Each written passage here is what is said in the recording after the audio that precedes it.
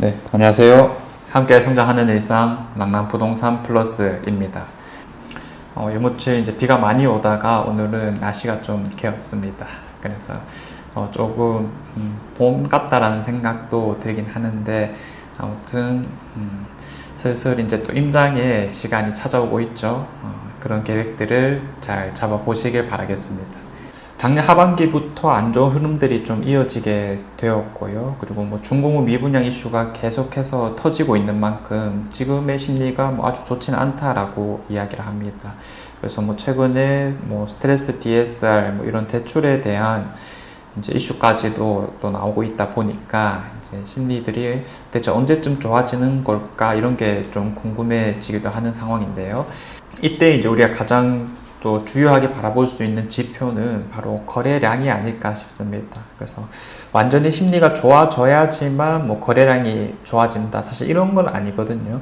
일단 전반적인 가격 수준이 어떻냐, 사실 이런 걸 또 바로바로 체크해 볼 수 있는 게 이 거래량이기 때문에 만약에 지금 같은 상황에서도 거래가 좀 빈번하게 이루어진다라거나 하면은 그래도 이 정도 가격이면 괜찮구나 라는 식으로 우리가 해석을 해볼 수 있겠습니다. 그래서 일단은 가장 먼저 해야 되는 게 가격에 대한 이해가 첫 번째일 거고요. 그 다음에 이제 여러 가지 뭐 거시적인 경제들을 고려해서 앞으로 또 전망들이 어떻게 될까 이렇게 나아간다면 또 나름 합리적인 프로세스를 갖추는 게 아닐까라고 말씀을 드립니다. 자, 그래서 오늘은 지금 2월달 말이죠. 이번 2월에 거래된 3억대 아파트들은 무엇이 있는가, 어떤 것들이 주로 거래가 되는지 한번 살펴보겠습니다.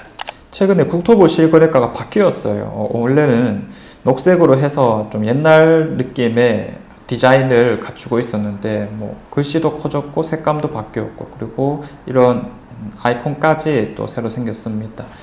그리고 이 실거래표를 나타내는 엑셀 또한 조금 양식이 바뀌었는데요. 원래는 이런 게 없었단 말이죠. 검색 조건이라고 해서 이제 제가 이 자료를 찾기 위해서 어떤 조건을 딱 넣었는가도 나오게 되었습니다. 그래서 간단하게 살펴보자면 딱 2월 달에 대구광역시에서 84제곱미터 기준으로 거래된 3억대 아파트는 무엇이 있는가 이렇게 검색했었을 때 이제 쭉 나오게 되는 거고요.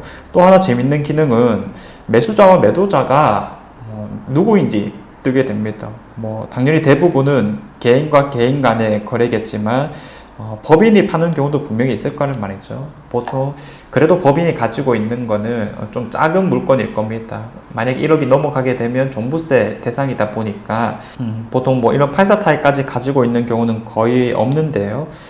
지금 2월 달에 거래된 것 중에 딱 한 개 정도가 이렇게 나와 있습니다.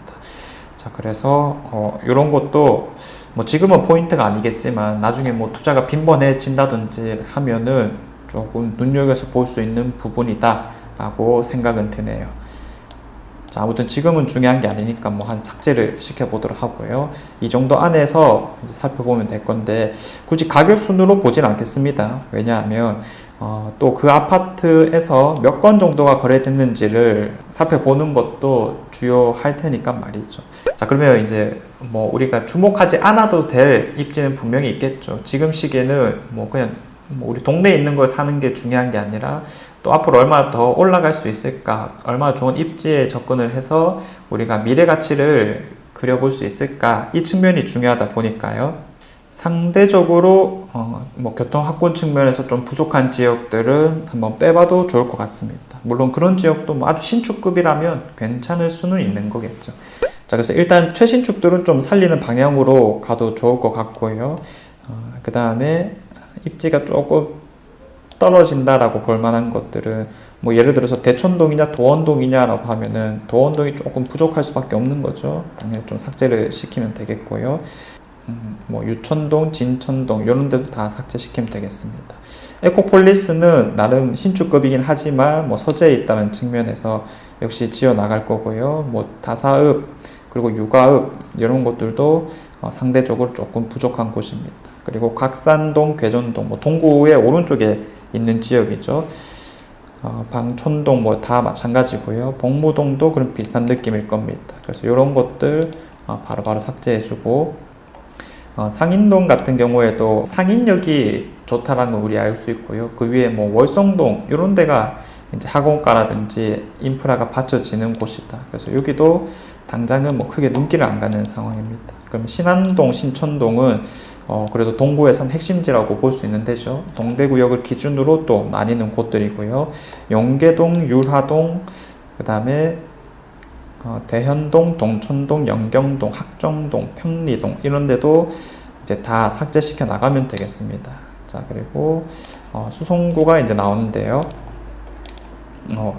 너무 좀 빨리빨리 없애 나가는 느낌이라서 좀 당황스럽기도 한데, 자, 아무튼 매호동 지우면 되겠고요. 시지동 괜찮지만 은색의 아파트는 사실 뭐 그렇게 눈길 가는 건 아닐 겁니다. 그리고 시지 5차 태왕도 뭐 일단 지우면 되겠고요. 아이파크도 한번 지워 보겠습니다. 자, 그리고 남산동 살리고 봉산동 지우고, 파동도 뭐 지울 수는 있을 건데 이 수성목 코너 하늘채 자체는 뭐 나쁘지 않다라고 봅니다. 일단은 이렇게까지 이제 확 줄여놓고 생각을 해보죠. 그럼 연식이 조금 떨어지는 것들은 일단은 좀 지워도 될 것 같아요. 대천동이 2008년식 아파트 지우고요. 그렇게 치면 볼리동에 또 오래된 아파트들도 우리가 좀 지워 나갈 수 있는 거겠죠. 자, 그리고 같은 신암동에 뭐가 더 낫겠냐라고 하면 당연히 그러면 좀 더 신축급을 바라보는 게 나을 거니까 역시 우선순위를 정할 수 있겠고, 그럼 사실 뭐 신암 청아람이나 아니면 뭐 신천동의 반도 유보라나 신천역을 공유하고 있다는 측면에서는 거의 비슷하거든요. 그럼 반도 유보라를 살리면 되는 거겠죠.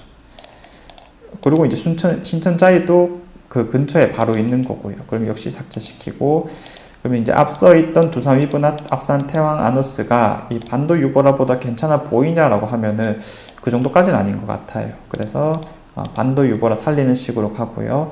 자, 그 다음에 이제 확실히 입지가 좀 뛰어나다라고 말할 수 있는 수성 보성이 있을 거고요. 그 다음에 남산동에 남산그린, 그리고 수성목 호롱이 있습니다.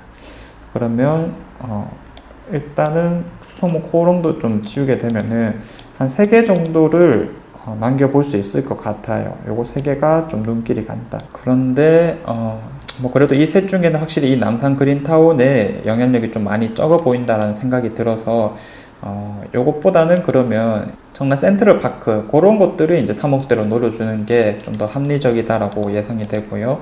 뭐 이거 2개 정도만 남기면 될 것 같습니다. 자, 그래서 동대구 반도유보라는 이쪽에 있는 거였거든요. 그래서 신암 청아람이라든지 신천자이 뭐 이런 것들이 가깝게 있었지만 어차피 다 3억대라면 이 반도유보라 최신축을 좀 바라보는 게 맞지 않겠느냐라는 측면이 있었습니다. 자, 그래서 84 타입 측면에서 이게 지금 뭐 4억부터 나오고 있네요. 그러면 3억 7천대에 거래된 거는 확실히 조금 낮은 금액이었다라고 이야기를 해볼 수 있겠고, 최근에도 뭐 많게는 4억 5천까지 찍었던 걸로 보여집니다. 작년 중반기에는 5억도 찍었었네요. 그런데 가장 최근에는 뭐 4억이라든지 3억 후반대에 이제 거래량이 나타나는 모습이고, 그럼 요걸 만약에 4억 안 되는 수준에서 잡아줄 수 있다면 괜찮을 것이다. 자, 그래서 요것도 이제 철길이 있는 곳이다 보니까 특히 앞동, 뒷동에 대한 선호도가 좀 많이 차이 날 수밖에 없는 상황입니다. 앞동은 이 진동이나 소음에서부터 조금 더 자유로울 거고, 그리고 또 가장 중요한 뷰가 핵심적으로 나오는 곳이다 보니까 좀 많이 비쌀 거고요. 뒷동은 조금 합리적인 가격으로 살 수 있겠다. 그러면 차라리 뒷동을 좀 싸게 잡는 노력을 했었을 때 이 절충이라는 게 더 될 가능성은 분명히 있을 겁니다. 아무튼 집주인들이 좀 더 흔들릴 만한 상황일 테니까요. 그래서 이런 부분들 고려해서 한번 나아가 보시면 되겠고요.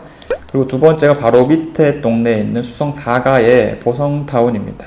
자, 여기도 뭐 입지 자체는 워낙에 뛰어난 곳이죠. 특히 뭐 바로 옆 지하철역이 이제 범어역이기 때문에 이곳 자체는 오래된 아파트들 밖에 없지만은 구축 가격으로 봤을 때는 상당히 괜찮은 수준이라고 보여집니다. 그래서 지금 아마 한 4억 정도 수준에서 가격이 형성되고 있을 것 같은데요.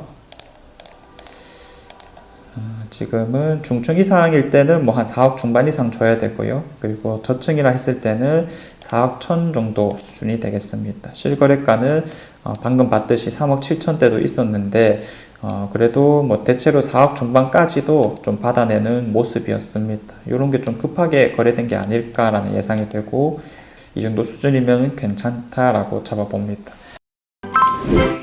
자, 그래서 지금 거래되는 것들은 웬만하면 다 괜찮다라고 우리가 뭐 큰 결론을 낼 수 있을 거고요. 뭐 물론 그 안에서 또 좋은 입지와 그리고 가장 가성비 있는 선택들을 했었을 때 결과물이 만족스럽겠다. 다만 제가 어제 올린 영상에서 말씀드렸다시피 지금 시장은 경매를 통해서 또 갈아타게 하기 너무 좋은 시장이기 때문에 사실 이런 최저가들보다도 훨씬 더 싸게 살 수 있는 기회가 마련될 것이다. 그래서 그런 기회들도 잘 노려본다면 지금 시기를 가장 잘 보내는 게 아닐까 싶습니다.